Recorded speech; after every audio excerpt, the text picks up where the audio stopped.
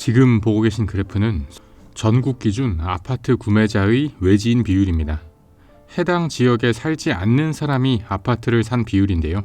2013년에는 외지인 매수 비율이 37%였던 것이 2020년에는 48%까지 올라갑니다. 2명 중 1명은 거기 살지도 않는 사람이라는 것입니다. 서울 수도권은 이 비율이 더 높습니다.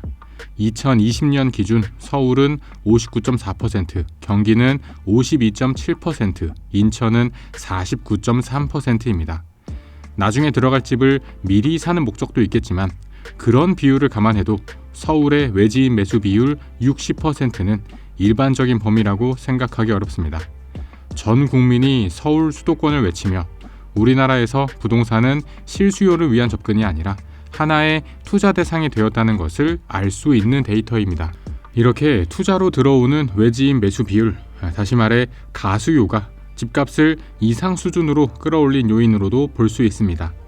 아니나 다를까 올해 9월에는 서울의 외지인 매매 비율이 24%대로 하락하였습니다. 오를 것 같으니 전국에서 몰려서 가격이 더 오르고 빠질 것 같은 때에는 또 완전히 거꾸로 되는 상황이 발생하는 것입니다. 외지인 투자의 전형적인 모습은 바로 분양권 투자입니다. 올해 일부 지방을 중심으로 분양권 투자가 성행하였었습니다. 어딜 가나 분양권은 무피, 마피로 잡을 수 있었고 계약금 5%, 10% 수준으로도 투자가 가능했기 때문입니다. 이처럼 최근 몇 년부터 부동산에도 이른바 소액 투자라는 개념이 성행하고 있습니다. 부동산 소액 투자는 예전에는 이른바 선수들의 영역이었지만 최근 부동산 가격의 급등과 젊은 층들의 관심도가 올라가면서 모은 돈이 상대적으로 적은 상태에서 할 수 있는 소액 투자 개념이 널리 퍼졌습니다. 초기 재개발, 분양권, 지방 갭 투자, 공시가 1억 미만 아파트 투자 등등이 이런 트렌드입니다. 젊은 층은 모은 돈은 적지만 데이터를 다루는 데 익숙한 세대이다 보니 부동산도 주식처럼 소액으로 쉽고 빠르게 하길 원했던 것입니다. 그렇다면 소액 투자는 좋기만 할까요? 작년 말부터 올해 초 분양권에 잘못 투자한 사람들은 입주는 다가오는데 전세가는 떨어지고 잔금을 맞출 수 없으니 마피에 물건 쏟아냈던 것 다 기억하실 것입니다. 공시가 1억 이하 아파트 투자는 다 망하고 이야기 쏙 들어간 지 이미 1년도 넘었습니다. 제대로 공부하지 않고 부동산 투자라고 시작하면 10중 8구 탈탈 털리기 마련입니다. 게다가 이제는 평형 선호도 바뀌고 있습니다. 예전에는 다들 방 4개에 화장실 2개 정도 되는 30평대가 국민평수라고 하며 인기를 끌었습니다. 기본적으로 4인 가구를 위한 주거 형태입니다. 그러나 이제는 주변에 4인 가구 거의 없습니다. 90년대, 2000년대 4인 가구 가족의 자녀들이 독립하면서 4인 가구의 해체가 가속화되고 있습니다. 그러면 그 자녀 세대가 다시 결혼을 하고 아이 2명 낳으면서 새로 4인 가구를 형성해야 30평대 아파트, 이른바 국민평수의 선호 현상이 유지될 텐데 요즘에 연애 안 하고 결혼 못하고 아이는 꿈도 못 꾸는데 무슨 30평대 아파트가 필요할까요?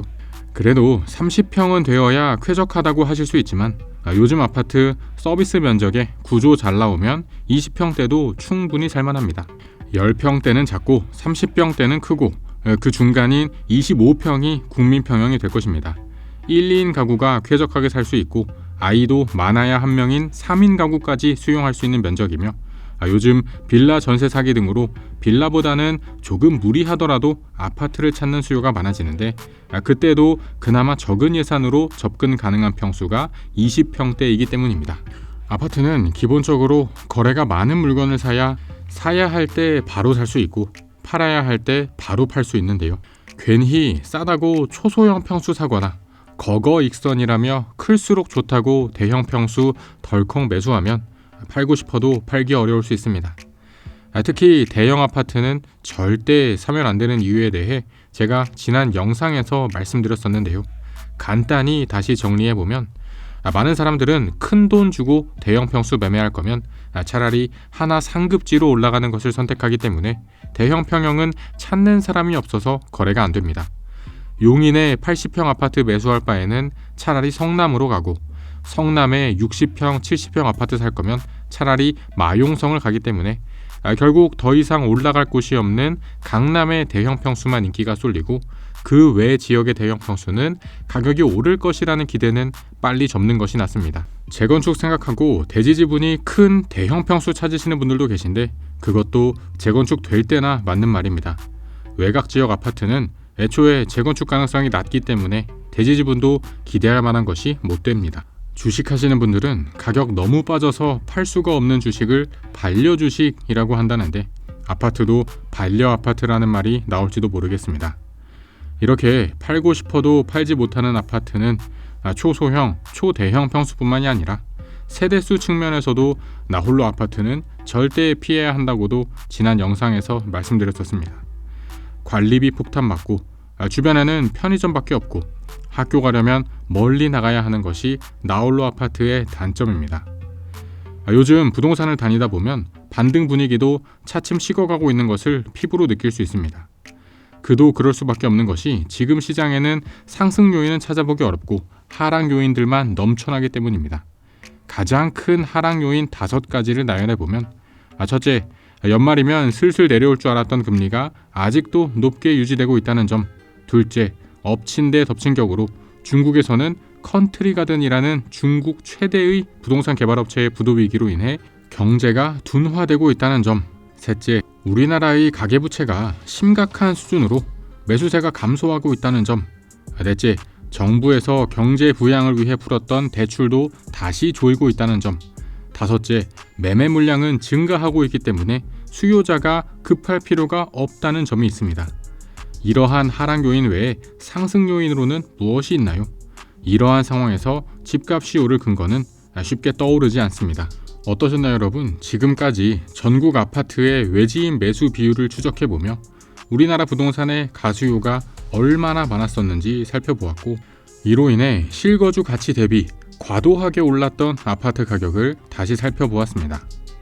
투자 수요가 모두 빠져버린 전국의 부동산은 다시 한번 가격의 재조정 국면을 지나고 있는 중이며 우리나라 가구의 구성도 4인에서 1, 2인, 많아야 3인으로 재편되면서 선호 아파트 평수도 빠르게 바뀌는 중입니다. 하루가 다르게 급변하는 사회에서 부동산은 아무래도 거래 금액도 크고 한 번 사면 5년, 10년 이렇게 사니까 트렌드가 바뀌어도 천천히 바뀐다고 하지만 요즘에는 또 상황이 다르게 보입니다. 항상 현장을 걸으면서 피부로 느끼는 부동산의 분위기를 가장 빠르게 전달드릴 수 있도록 노력하겠습니다. 긴 영상 시청해주셔서 감사드립니다. 영상이 마음에 드셨다면 채널 구독과 영상 좋아요까지 부탁드립니다. 그럼 저는 다음에 또 새로운 부동산 이야기로 찾아뵙겠습니다. 감사합니다.